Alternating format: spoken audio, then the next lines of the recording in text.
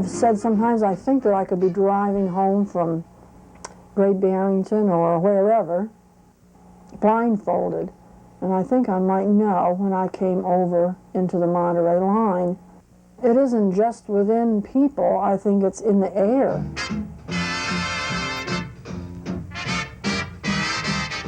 Monterey, and deciding to come to Monterey was deciding again to have a home.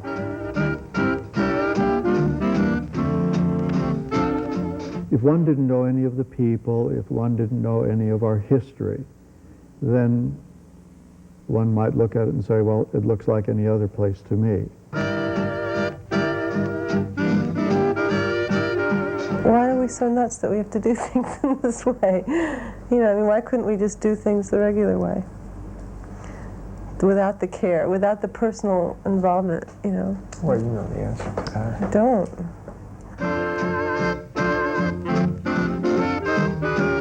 It's like somebody said to me, it's the only town they know of where you can throw the apple up and it keeps going up and never comes down. So, explain it.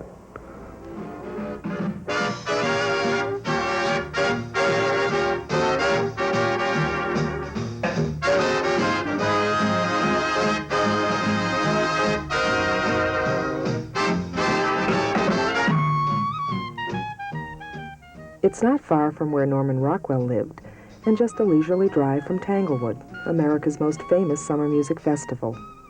And yet, the hundreds of thousands of tourists who flock to the Berkshire Hills never make it to Monterey, Massachusetts.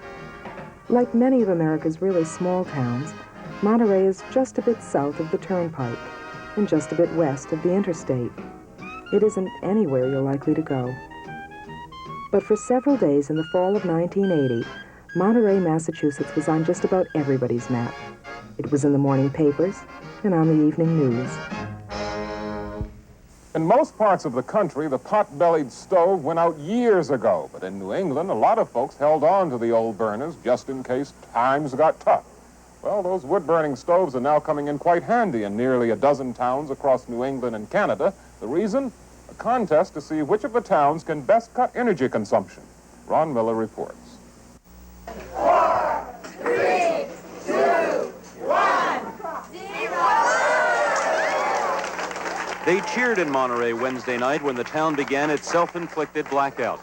Maybe it's part of the Massachusetts character that had these people excited by the prospect of sacrifice. For the next 72 hours, Monterey's 750 residents would use as little electricity as possible. Hey, Tosh, how you doing? The whole town seems involved in the International Energy Conservation Contest. Save energy. Want to save energy tonight?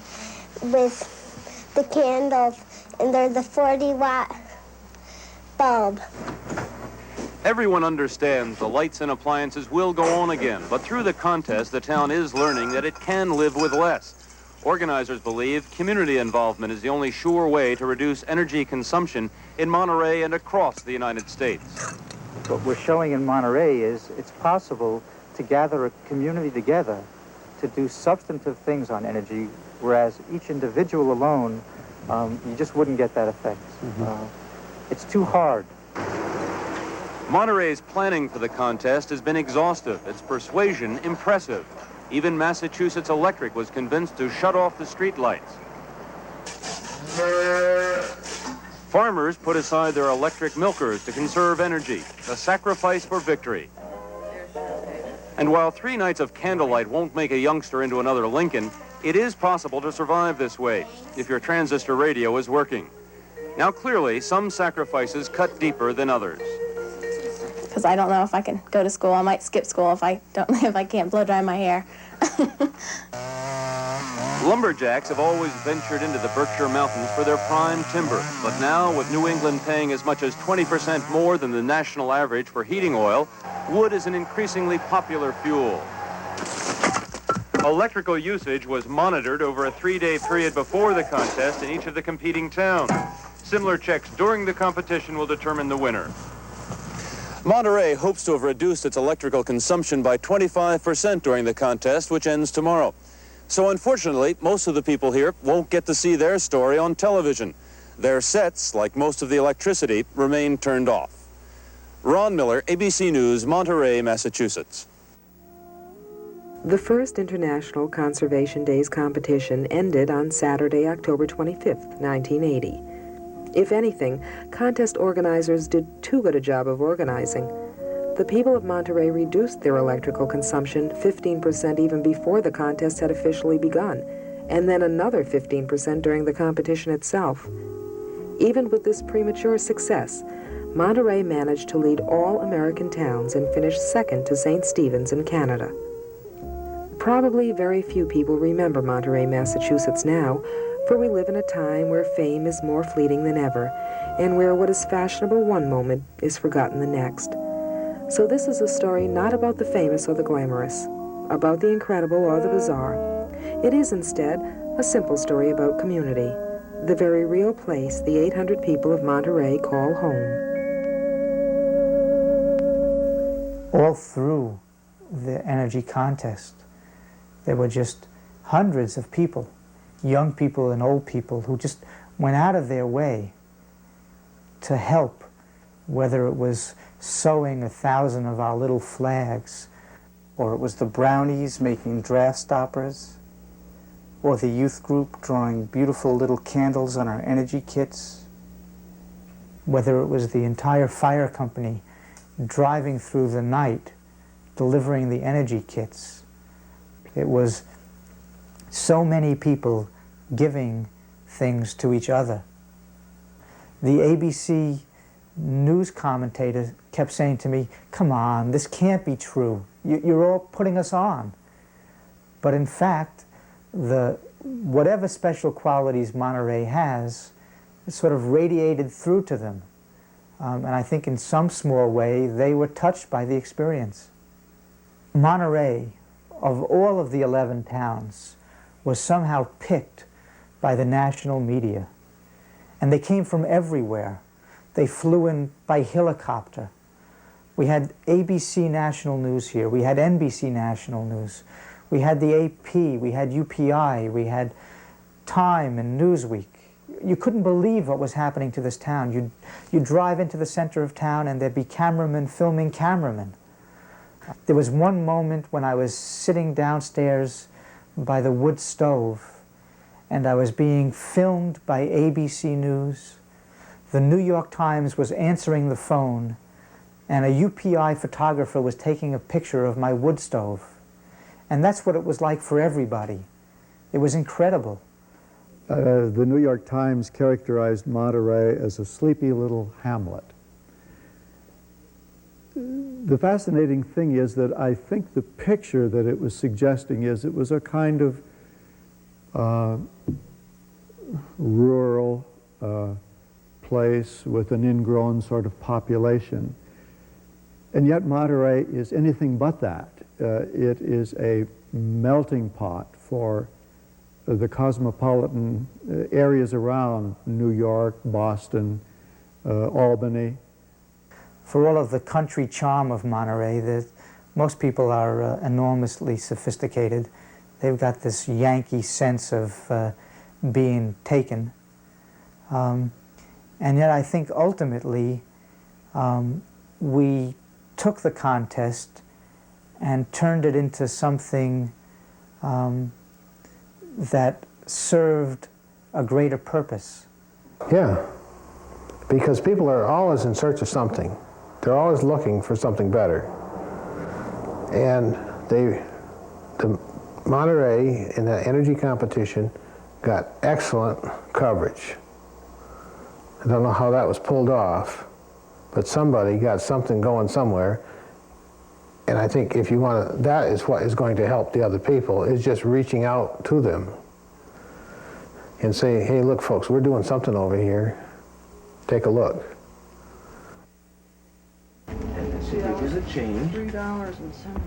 In this next hour, we'll meet Millie Walsh, chairperson of the Monterey Energy Project and owner of what may be America's only health food gas station. Virgil Browyer, minister of Monterey's United Church of Christ. Mickey Friedman, a writer and former head of the Monterey Energy Project. Michelle Miller, a baker and chef. and her husband, Peter Marquette, a woodworker and master craftsman.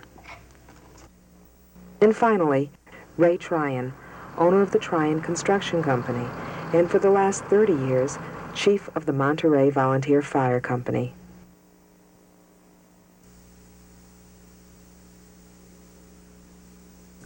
These 6 seemingly very different people have come to work together and to care for their community in a special way. 15 years ago, these same 6 people, like almost all of us, were caught up in the turmoil of the 1960s. Then, more likely than not, conflicting values and beliefs, differences of style and taste would have kept them separate, and some of these people might not even have passed the time of day, let alone have taken the time to let trust grow. This is, then, a story about the 1980s and how times have changed. Monterey's energy contest slogan, "Monterey Lights The Way," became more than just a rallying cry. It soon described how this small town felt about itself. Those 3 days in October 1980 and the continuing community cooperation in Monterey symbolize in some sense a reunion and a reaffirmation, a return to good neighborliness and mutual respect. Up ahead there on your left is the Monterey Grange. And across the way to the right is the post office. And next to it, the Monterey General Store. Directly opposite is the United Church of Christ. And there's the library.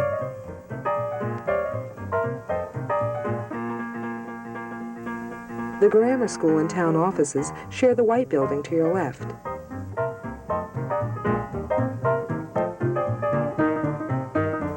And up on top of the rise is the old firehouse and Millie's station, where you can buy not only tofu, but transmission fluid.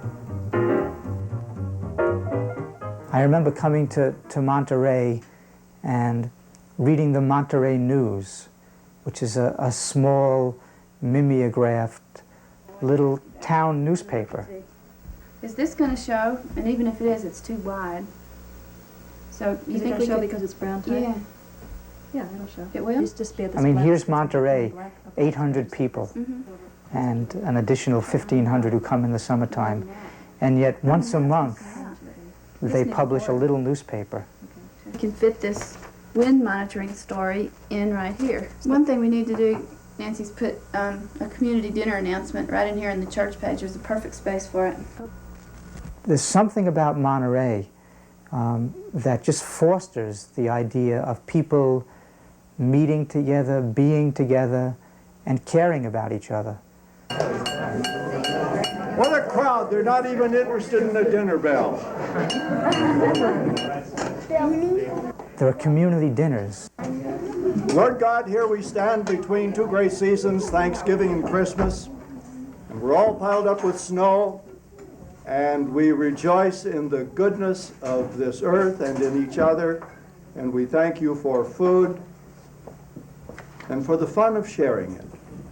Bless us all together in what we do tonight. Amen. What makes Monterey a little bit different is already there exists a sense of home here.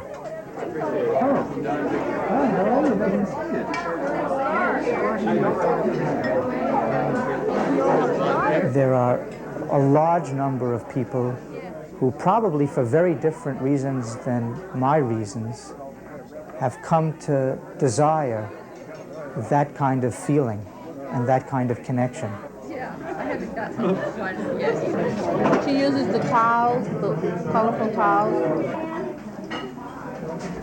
I'm a firm believer in the idea that you've got to be ready for something. I mean, let's face it, community newspapers and community dinners can be hokey. You ask most New Yorkers what they think of 70 people baking casseroles once a month and sitting around in little tables in a chilly church basement, and they'd probably say it's a ridiculous thing to do. They would much rather go out to a French restaurant. So it's really, is that what you want? Are you ready for it? Does it sort of meet your needs?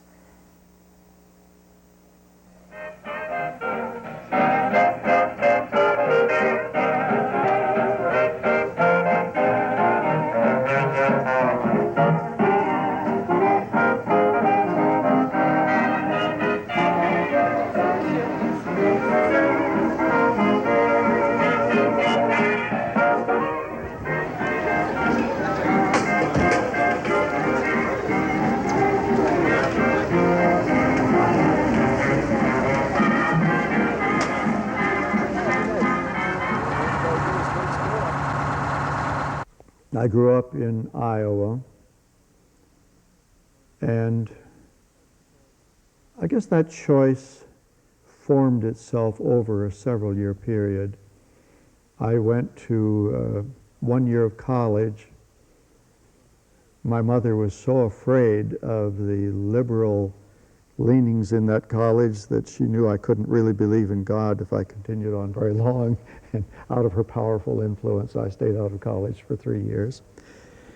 Eventually, when I came a little bit more into my own powers, I was going to stay on the farm and be a farmer. I grew up on a farm. But eventually, it just turned out that that wasn't the direction for me to go. And so I went back to the same college and then went on to seminary following that.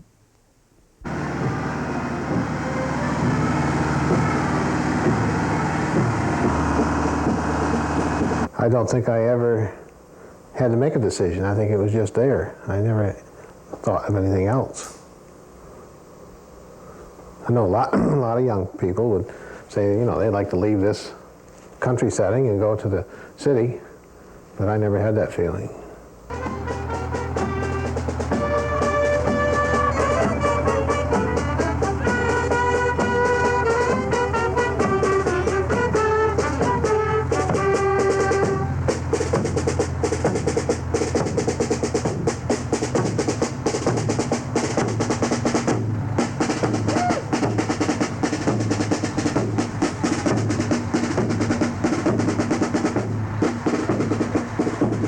Well, I'm a city boy.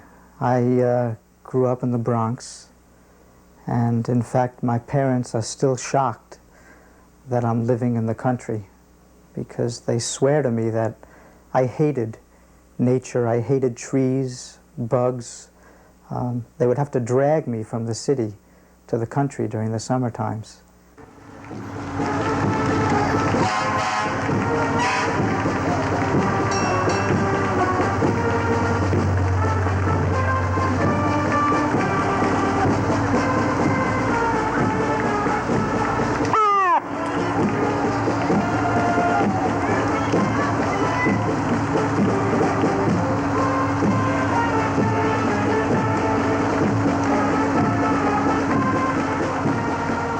Yeah, I was born 2 houses down in what was my great-grandmother's house. And the house next door to here, my grandfather and grandmother built. My father was born in Sandersville, so I really do have roots here, that's for sure.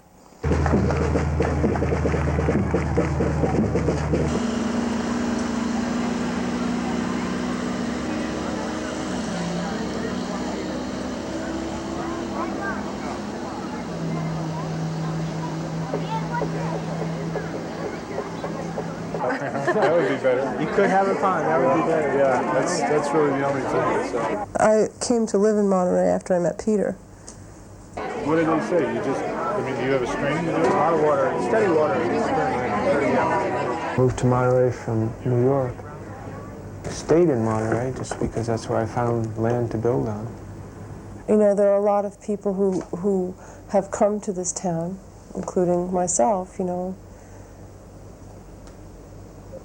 with maybe, you know, who are having an impact here, as well as the people who've always lived here. It's like moving from two different directions to a center. And beloved friends, Monterey is a great place to get people together. And all kinds of occasions bring us together simply because we love Monterey. That's why we're together. The fact is that Monterey did choose a theme, and the enthusiasm for it has certainly warmed my heart. And it's just to start people thinking together about how peace happens. Now, obviously, peace doesn't mean there isn't any conflict, because even the committee can't get together and decide how they're going to put on an event. And so we're planning it as we go along. So peace doesn't mean there is no conflict, no uncertainties, but beginning to find a way in which we move through that and overcome it. Today is a great day, and it's wonderful you're here. Enjoy yourself thoroughly, and hopefully, out of it all, we'll move a step closer toward peace.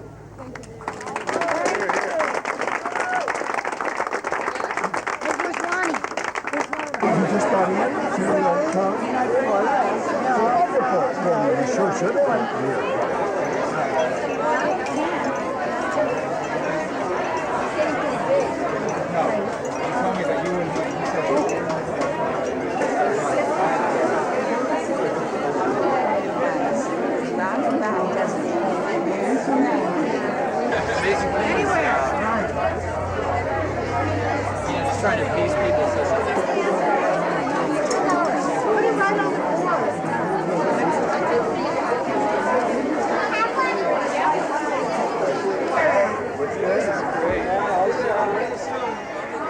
If I were to register today for voting, I would register as an independent, because that's what I am, independent.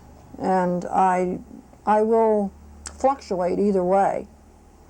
My father was a dead-set Republican, and no matter who ran on the Republican ticket, he would vote for that person, but I'm not that way. I think I'm conservative. I've sometimes called myself an isolationist. I would say in the 1960s I'd be very quick to call myself a radical, a socialist. I've found that a lot of the labels mean less to me now. I still feel myself to be very radical in many ways, though I think I've changed my idea of what radical is. The 70s, the early 70s for me was a time of almost rehabilitation, resting up and almost rebuilding my sense of myself and my political identity. I guess there are always little events in life that sort of break you apart for a moment and let things come out. For me, it was the accident at 3 Mile Island. And I guess that hit me in a way that, well, possibly the war in Vietnam had hit me, or seeing Martin Luther King being beaten in Alabama. It just was such a critical event, it seemed to me, that I could no longer live the way I was living. I had to let another part out of me. I had to become, again, a political person. The fascinating thing was I got involved with great enthusiasm and came up against the Monterey reality. My first instinct was to involve everybody in Monterey in the drive to shut down nuclear power. I guess I had learned a lot more than I knew over the last 10 years, because I immediately sensed that, in fact, there were other ways to deal with the problem. And I'd say with the great help of Millie Walsh, who sort of has her finger on the pulse of the community in a very special way, we realized that we had to talk about a positive alternative I think if it hadn't been for Mickey, I might have felt as though I didn't belong. Nothing is ever said. It's just that feeling you get that makes everyone feel welcome, no matter who they are or their age or, you know. He has just as much respect for Margaret White and myself, who are the, shall we say, elder members, as he has for his contemporaries. Walter gave me this incredible letter. Well, it is a strange combination, I guess, but I don't know. The first time that I met Mickey at one of the first meetings, when we were not even zeroing in on alternative energies at that point, I think I felt that he was on the right track, and maybe most of all, that he was sincere. Very quickly, we started to talk about energy self-sufficiency. We started to talk about energy conservation and solar energy, of somehow Monterey taking care of its own energy crisis. It certainly is a dream that this town become energy self-sufficient. When I first said that to people, when we were first organized a couple of years ago, I got some really strange expressions, as, "Oh, you're crazy." But I notice they're not quite as sure about that now, that maybe there is a possibility, especially when they see the energy project functioning at great odds many times to fulfill the things that we've said we're going to do. We're not quite sure what Monterey can really hope to attain in terms of energy self-sufficiency. We've made an attempt to monitor wind. We spent almost a year looking for wind at the site of the proposed new firehouse and found almost no wind at all. It's a very difficult process. We're looking for wind somewhere else now. We think we found a better site.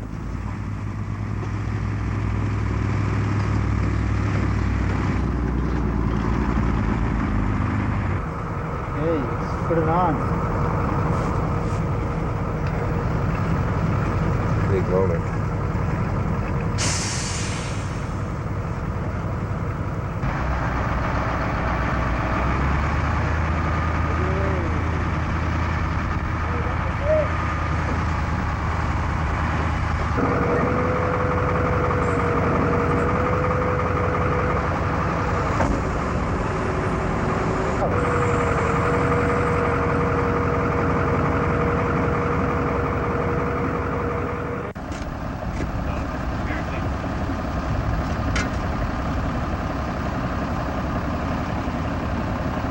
It's a very new process for everyone. There's one particular site for water power in the center of town that might someday provide electricity for 3 or 4 homes. There's, of course, the whole notion of energy conservation. And I'd say if we've made any progress, we've made the greatest progress in terms of instilling in people the sense that there's even more they can do in terms of saving energy. Well, I'm going shooting for 100, because the guys said they wanted to rake more than they did last year, so they're just going to set a record.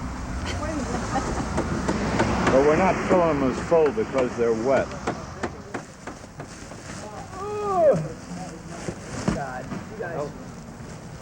What we've done is we've really taken the process and moved it from an individual process to a community process. Fold it right in half and tuck it in there, and then we'll just nail the cleat on anyway to hold it. And the bags will take care of the rest of it. We have a little block of wood you can set on this so it don't fall. We've shown people that it's possible to work together and do an even better job. They nailed the board underneath this time for you, Margaret, so it wasn't up on the house. Oh, yes. And we're going to put a few more bags up on this side. And we got it doubled up all the way across the back and most of the front. So It's a lot better than it was last year. Yeah, it'll be much warmer. Oh, my. Oh, I give them all a gold star for the Yeah, day. you certainly. should. You should be really proud of them.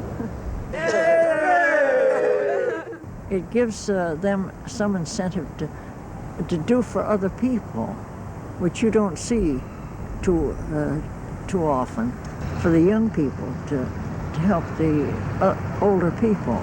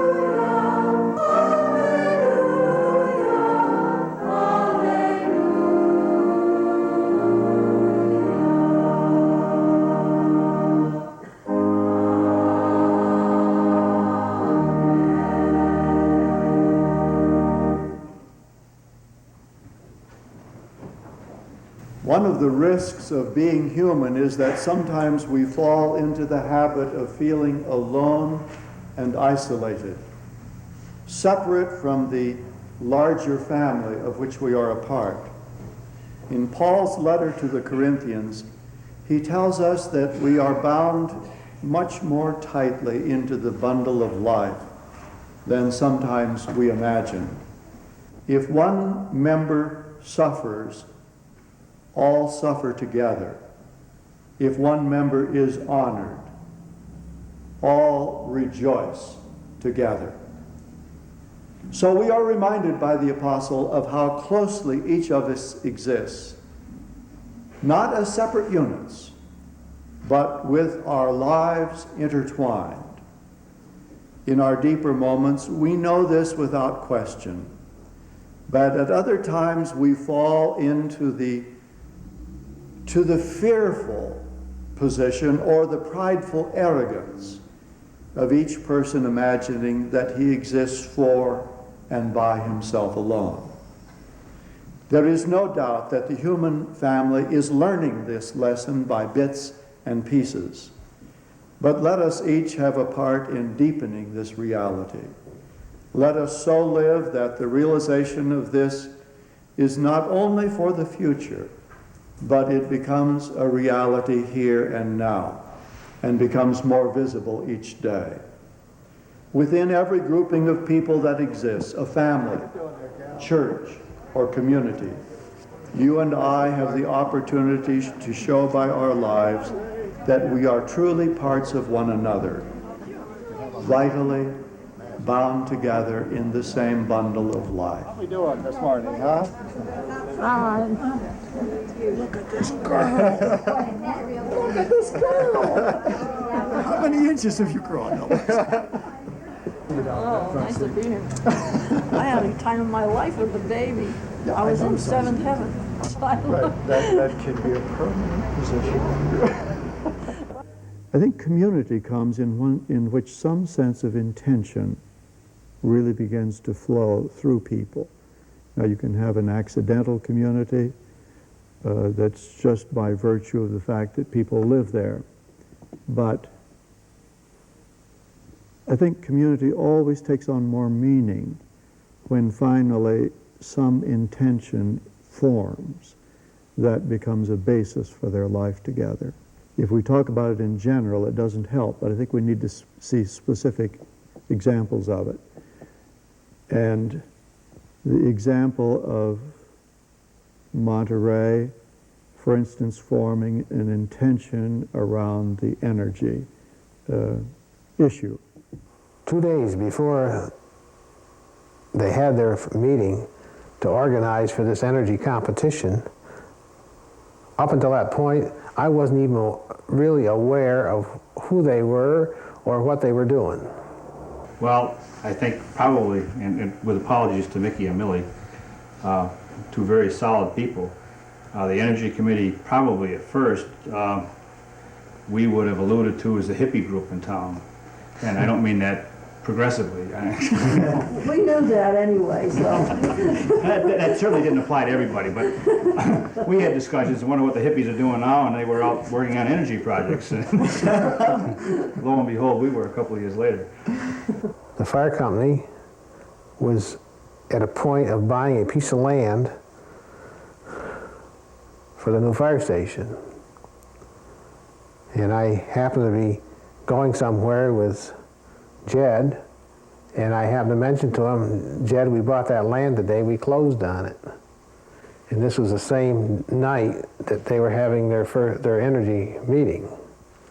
And he asked me if it would be all right if he mentioned this at this meeting, and if they could incorporate that into their project. And I said, it's fine with me.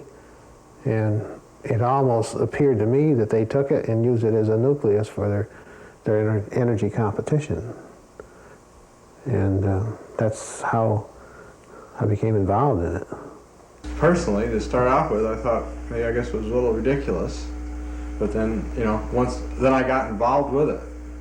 Basically, I felt the same way as Lee. When it first started, I thought, you know, ridiculous. Nobody would do that. They're not going to shut down their conveniences for even 3 days. I said to myself, you know, I don't see any reason that I would. I also found myself unplugging my freezers and shutting off all the lights and using candles for 3 days. So it was a type of thing that eventually, you know, as we walked through the area, and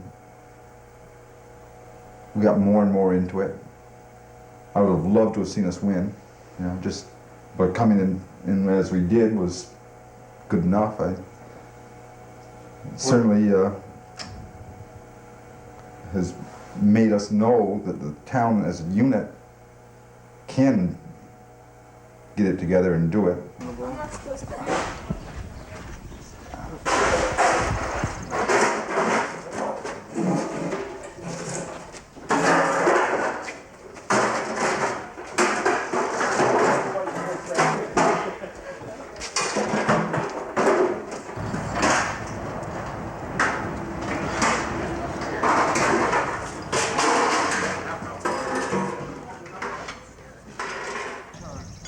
My name is Mickey Friedman of the Monterey Energy Project, and I'd like to welcome you to our second annual auction. Does anyone need a number?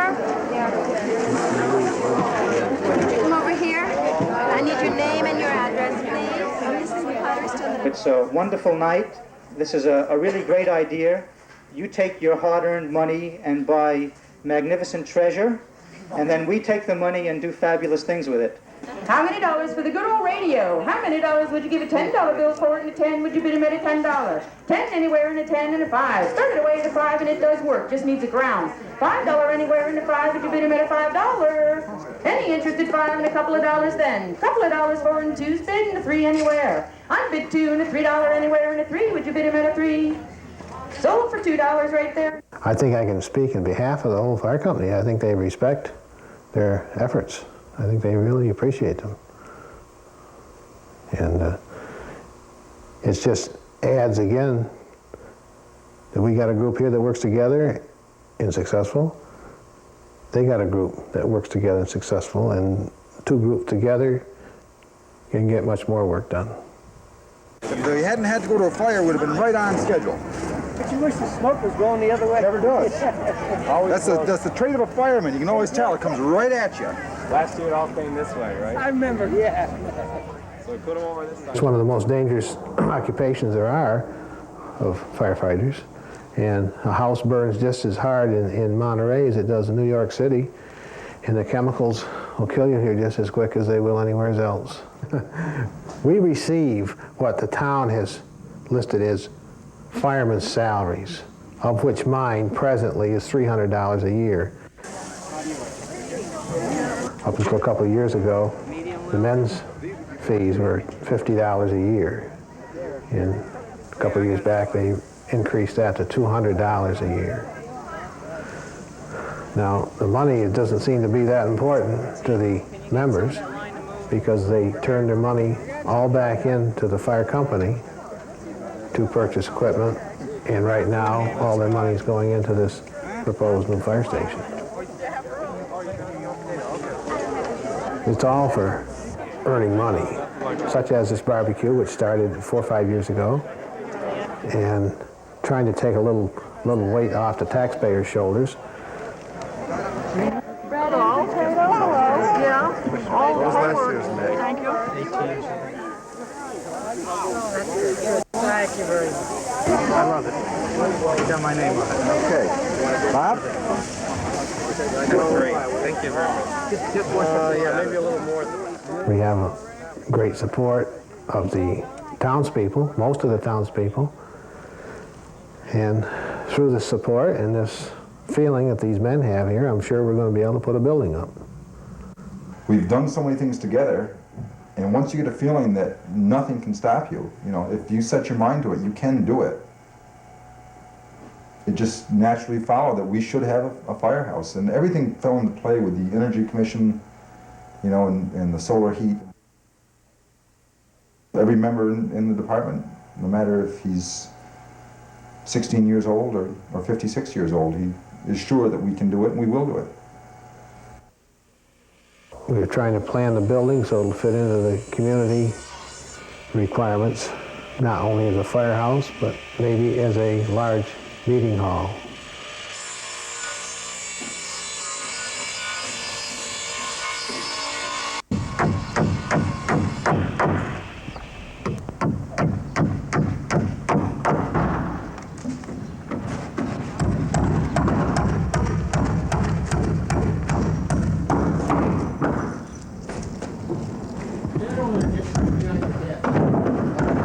Wayne, put it on the side of the 2x4, the upright. Yeah. There you go. If it's worth doing, it's worth doing well, worth doing right. And that's the way we operate here. And that comes back, you can stand back and say, gee, we did a good job. You can pat yourself on the back, and that's pride. And that's going right back to the very beginning. That's the key, is pride.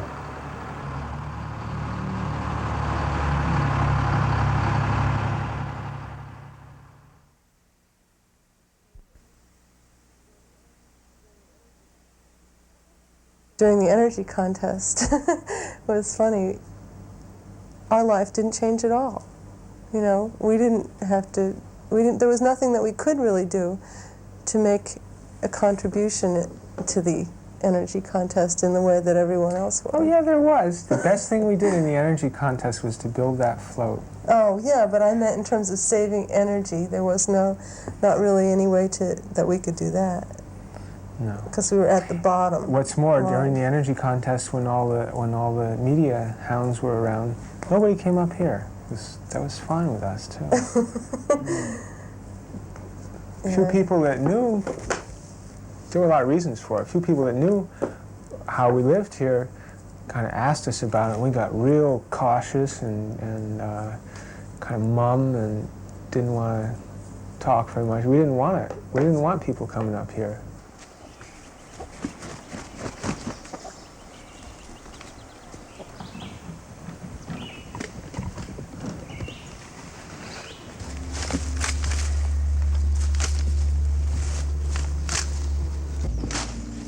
I took a notion about energy and conservation and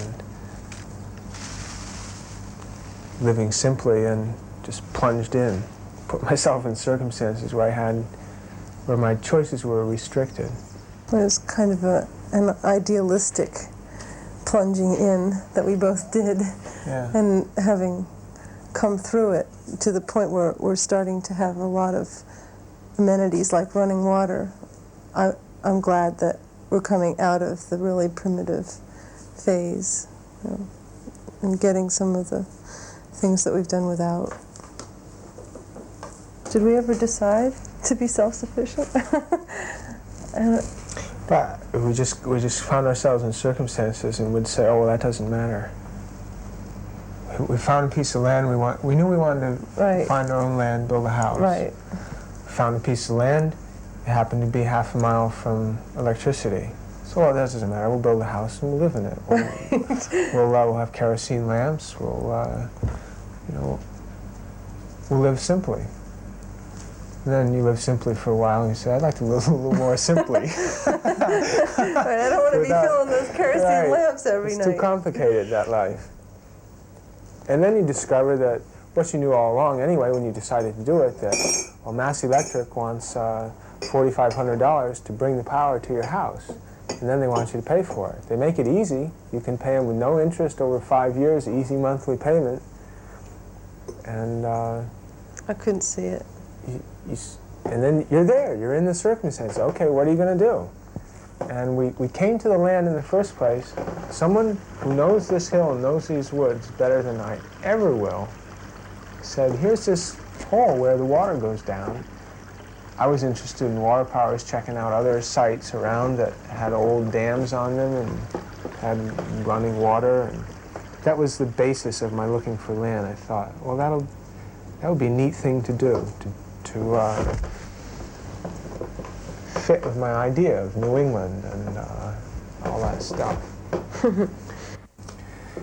And you get on the place and you set up and you go ahead and do your work and live your life, and you're set up in that kind of way. It takes time. And then I realized I got to get down to it. I got to figure out what kind of electricity I can make and how and what it's going to cost and how I'm going to get the money and what we're going to do about this.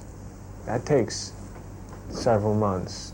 It took a year. It took a year of measuring how much water flowed and then measuring how far down it's going to drop, and you got to be sure that the water's going to be there because you don't want to make the investment if it's going to, crap out on you in a certain time of the year when you need it. It takes time.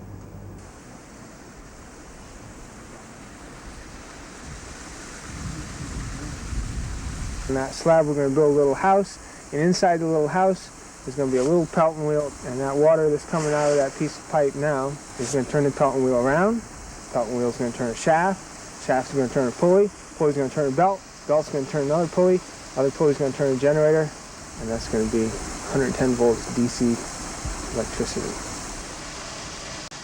We're 3 years down the road. It seems like a lifetime, and we're just getting to the point. And that's not even the point. We'll get there. We'll turn the wheel. We'll generate some electricity, and then we'll have to figure out how to make most efficient use of it. How to do this. How to do that. There's no end to it. It's not like we will have finally arrived. But we didn't make a choice in the sense that we decided at the outset, well, we're going to do it this way. One circumstance led to another circumstance, led to another, and here we are.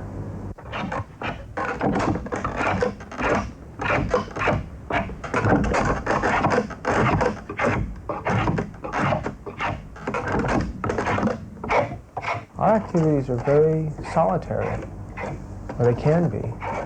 They could be social too. You could get together with your neighbors and work up your supply of wood and things like that. You can lead this kind of life utterly alone, and then you miss something too. Earning money, catching the bus, going to work in a factory or an office or some urban setting like that can be a much more social experience than living in the woods a mile from your nearest neighbor and finding yourself going day in, day out, just taking care of your own scene and not talking to anybody, not interacting.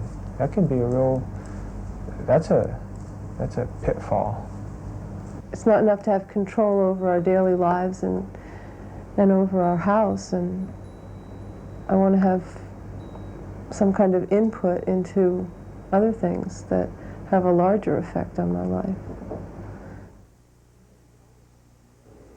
I think out of my grappling with the dimensions of psychology and religion and just practical life, I'm forever dealing with the fact that the individual exists in his own person, and in a way no one else or nothing else takes precedence over that. And yet, to be human is to be bound into life with others. And it's that paradox that there is no escaping, so that there is our individuality, in which my person just turns out to be different than any other version of humanity, but yours turns out to be another version. And it would be severe violence to try to force either one of us into the other's mold. And yet what you and I can do together. One of the horrible things that we allowed ourselves to do during the 1960s was to sort of wrench ourselves out of the mainstream of American life. It was as if we believed all of the things that people were saying about us. The madness of burning the American flag, for example. It was our flag. And it was possible to hate the war in Vietnam and to hate what we were doing there, and at the same time speak as Americans. And I've come to understand that I've got a vision of America that's as important as anybody else's. I wouldn't say it's even 15 years. It's been just a few years back. Throughout the country, and not only know about what I saw on TV of these different movements of maybe revolt against well, I don't know what they were revolting against. It did change things, and it made, for me, life a lot easier. It's a slower life. It just seemed these people care, yet, well, why be so serious about it? Monterey, and deciding to come to Monterey was deciding again to have a home. And it, in a larger sense, it was a commitment to dig in, to stay, to become involved again, to care again, and to help build my vision of what life can be in America. I feel that this was a good change. I want to say that I resented it to start with, and I think you used the term very loosely as a hippie. I think the first thing you looked at was when the hair grew longer. And if you had long hair, you was one of those. And today, I guess a lot of rednecks have been covered up with hair. It's hard sometimes to think back of the way I was, say, 15 years ago. I can't imagine my being in the project and projecting as much of myself as I have into it. I just wouldn't have thought it possible. I always had the feeling that it didn't matter. You couldn't have an effect, and you couldn't, didn't matter if you said anything or did anything. But just lately I've been coming to realize that it does matter in an interesting way. It matters for me, because when I'm not doing anything, when I'm being an observer, and I'm reading the newspaper and listening to the radio and thinking, oh God, everything's terrible, the end of the world is coming, I get into a really bad state. And then as soon as I pick up my work, my homework on hazardous waste, or get involved in some effort, with a direction and a purpose that's involved, or that has to do with a larger community, all that fear is it just goes away.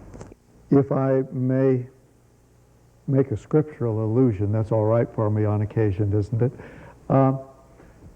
When Jerusalem was under siege and in the face of imminent destruction from the armies of Assyria, it was then that Jeremiah, when things were most hopeless, went out and bought a field. And he indicated that this was done because of his clear belief that this land would again be inhabited, that the people would be building houses and farming land and dreaming their dreams, and it was to be a place for his people. But it was at that very darkest moment of national despair that he went out and bought a field. Well, now, I don't think the situation is in any ways that desperate, but from a world point of view, there is a lot that says the clouds are very dark. And there are many who feel the hope is very dim. Yes, I believe that there are going to be centers of sanity. The world may go insane, but I believe there are to be centers of sanity. If I had one single dream, it would be that if this does happen to the world, there's got to be some centers of sanity left. And I'd like Monterey to be one of them.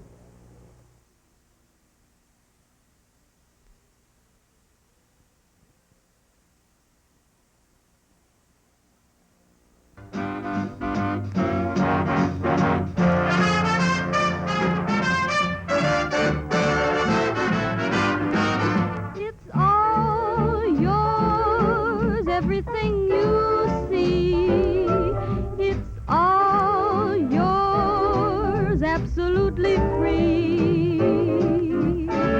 Just leave your cloister, baby, stop moping. The world your oyster, ready to open. Oh, it's all yours, if it's health you want, to call yours, all the wealth you want. The sun, the moon, the land, and the sea, to me too. It's all of it yours, it's all of it yours.